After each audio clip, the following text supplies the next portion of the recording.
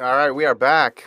It's the FloTrack podcast. I'm Kevin. He's Gordon. FloTrackPodcast@gmail.com is our email address. Our first post-Olympic podcast. Gordon, how you doing? Doing good.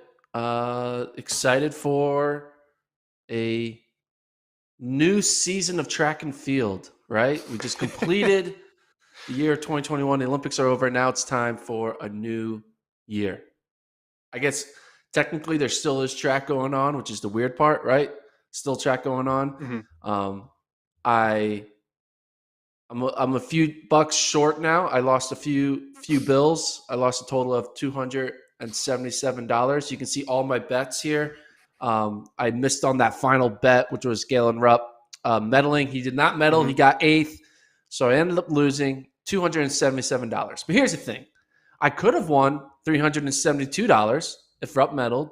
But Mm-hmm. more importantly, if Grant Holloway would have won, if Johannes Vetter would have won, I could think of a few others that were like very obvious, like should have been there, would have won, or would have medals. I had a bunch of fourth place people, bunch of third place medal picks, finished fourth.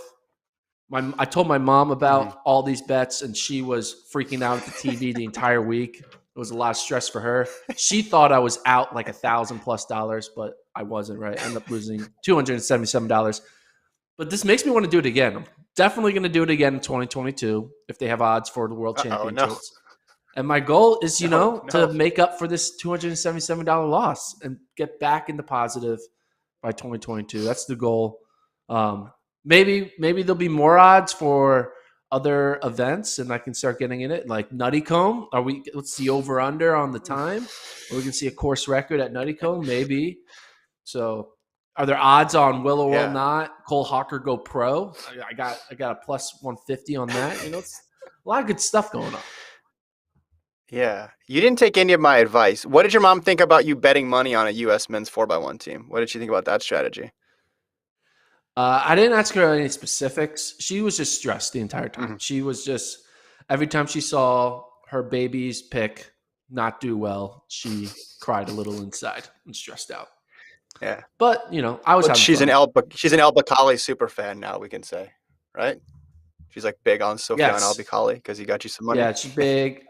She was happy DeGrasse won, right? Yeah. But the thing is, like, I had like crazy, like the Pichardo, Kovacs, Holloway 3-way parlay was the one that really did me in. I had $300 on that. Pichardo easily medaled, Kovacs easily medaled, and all I needed was Holloway to win gold, and I would have won $327. But instead, I lost $300. So there was a couple in there that Chalimo was a big help. Put the money on Chalimo. He helped me out. But in the end, the lesson is don't gamble. And I'm just going to gamble once a year. That's my lesson. I'm going to gamble once a year. Once a year. You're saying don't gamble, and then you're already gambling for next year's interesting turn of events here. So I want to do some recap stuff on the pod since you weren't there for our final podcast after the men's marathon, although you were there for the last track session. Lincoln and I did that marathon. But we want to talk about some superlatives here with the Olympic Games now in the book. So some what ifs, some big surprises, upsets, best event if you had one, biggest breakthrough, so on and so forth. Do you want to start with your biggest